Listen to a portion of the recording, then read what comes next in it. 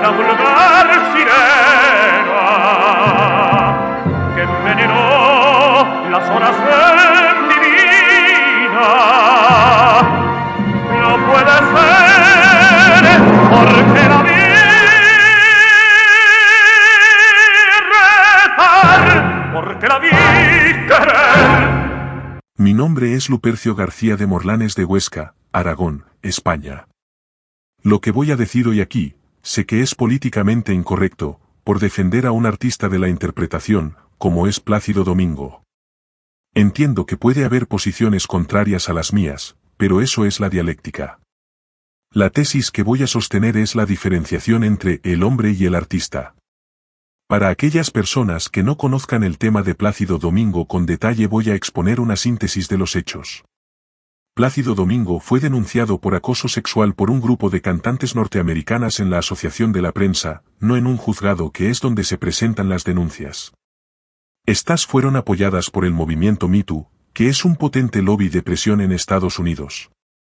Este hecho hizo que se le rescindiera el contrato de la Ópera de Los Ángeles y a su vez en el resto de los teatros de ópera de las grandes ciudades de Estados Unidos y en los teatros públicos de España.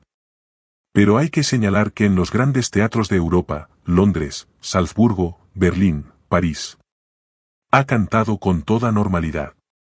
La suspensión ha sido, y subrayo, Estados Unidos y España. En Europa se ha considerado que unas denuncias anónimas hechas en la Asociación de la Prensa y no en un juzgado, son insuficientes para acusar a una persona, dado que esto conlleva la ruina como hombre y como artista. A mi modo de ver el veto a Plácido Domingo se trata de un error conceptual y me explico.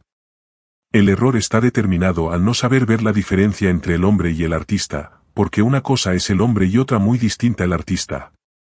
Lo artístico debería circular en una dirección y lo personal por otra.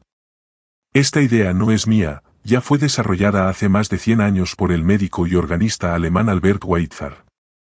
Quisiera poner dos ejemplos, entre los muchos que podría citar, para aclarar el concepto hombre-artista.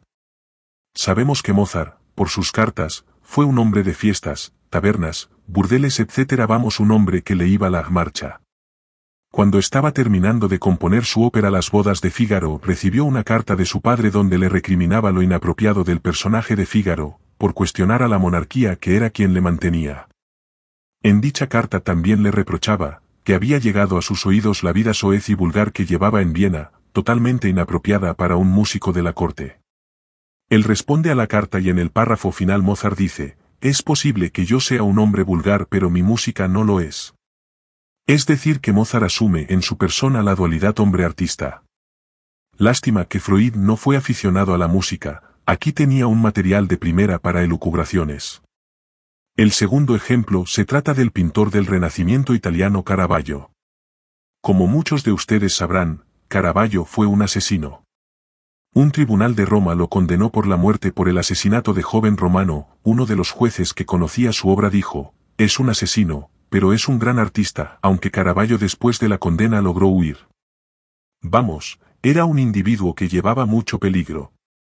Bien, pues desde nuestra posmodernidad actual, y con los criterios que manejamos. Teniendo en cuenta que esta prohibición, se ha hecho desde una ideología determinada por el político o la política de turno que le ha impedido cantar, desde un juicio moral al hombre. Ahora yo me pregunto, ¿podemos juzgar una creación artística o intelectual por la catadura moral de la persona que la ha creado? Si tomo como referencia, el juicio moral al hombre. Debo dejar de leer a Dostoyevsky, porque trató muy mal a su mujer, era un borracho y un ludópata compulsivo. Las facultades de filosofía deberían dejar de estudiar y analizar al que ha sido el filósofo alemán más influyente del siglo XX Martin Heidegger, porque fue un nazi. ¿Y cómo fue el Picasso hombre? No el artista. La lista de personajes es muy larga. Escuchamos argumentos desde las ideologías, no desde la racionalidad. No se puede prohibir aquello que es patrimonio de todos y la voz de Plácido Domingo, el pensamiento de Heidegger o la pintura de Picasso es patrimonio de todos. Para terminar quisiera citar las palabras de mi maestro de composición, en referencia a los artistas, los hechos en la vida del hombre, con el paso de los años, pierden todo sentido ante aquello que es lo esencial. Su obra.